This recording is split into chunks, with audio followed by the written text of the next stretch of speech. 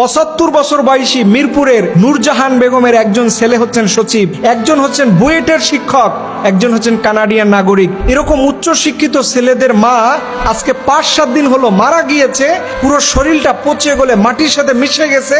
এরপরেও সন্তানরা একটা দিন তার খোঁজ খবর নেয় নাই। দেখেন কি আফসোসের বিষয়, কোরবানি গেল মাত্র ১ সপ্তাহ হয় নাই, তাহলে বোঝা যায় যে এত উচ্চ শিক্ষিত সন্তানগুলো কোরবানিতে তার মাকে এক টুকরো গোস্ত পর্যন্ত খাওয়ানোর ব্যবস্থা করে নেই। আমি গভর্নমেন্টকে অনুরোধ জানাবো, এই মানুষরূপী হায়নাদের মুখগুলো উন্মোচিত করে দেন, ওরা যেন মুখোশের আড়াল পরে মানুষের সামনে আর না ঘুরতে পারে। এই সচিব এবং এই বুয়েটের শিক্ষক এরা দেশের কোনো কল্যাণে কাজ করতে পারবে না।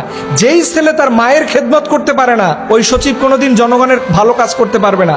ওই বুয়েটের শিক্ষক ভালো শিক্ষক হতে পারে না, এটাই বাস্তব। এবং এই ভিডিওটা আমি যখন দেখছি আমার কলিজা ফেটে গেছে যে আহারে, একজন ৭৫ বছর বয়সী বৃদ্ধ মানুষ, তার রুমটা মনে হয় যে পৃথিবীর সবচাইতে নিকৃষ্ট ডাস্টবিনের চাইতেও খারাপ। আপনি বলেন এরকম জঘন্য বাসা, জঘন্য রুম আপনি কখনো রাস্তায় যে মানুষগুলো পড়ে থাকে ওদের কাছেও এত জঘন্য হয় না, এর চাইতেও কিছু পরিষ্কার পরিচ্ছন্ন থাকে। এর জন্য আমি উচ্চশিক্ষিত মা বোনদের বলবো, সব টাকা ছেলে মেয়েদের পিছনে খরচ করবেন না এবং ছেলে মেয়েদের এমন বড় বানাবেন না যেই ছেলে কোরআন পড়তে পারে না। আজকে আপনি একটু দেখেন, কোন রিক্সাওয়ালার মা এরকম ঘটনা আপনি দেখছেন? কোন আলেমের মা এরকম ঘটনা আপনি দেখছেন? আপনি যতগুলো ঘটনা পাবেন, এবং এই বৃদ্ধাশ্রম নামের যে জাহান্নাম, এখানে খোঁজ খবর নিয়ে দেখবেন সব উচ্চ শিক্ষিত, ইংলিশ মিডিয়ামে পড়া, ও লেভেলে পড়া, হায়ার সোসাইটি থেকে বিলং করছে। আজকে তার মার এই করুণ পরিণতি, আজকে তার বাবার করুণ পরিণতি। এর জন্য সন্তানদেরকে সবার আগে কোরআন শিখাবেন, কারণ কোরআনে আল্লাহ তাআলা বলছেন অকদা রব্বুকা আল্লা তা'বুদু ইল্লা ইয়াহু ওয়া বিল ওয়ালিদাইনি ইহসানা। আল্লাহ বলছে আমার ইবাদতটা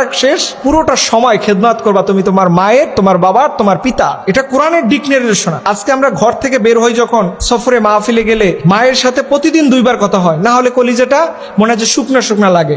মায়ের কাছে দোয়া চাইতেই ভাল লাগে। আর কি সন্তান কোটি কোটি টাকার মালিক হয়ে কিন্তু মায়ের মুখে একটা গোস্তের টুকরা তুলে দিতে পারে না। এর জন্য সন্তান আল্লাহর কাছে চেয়ে নেবেন।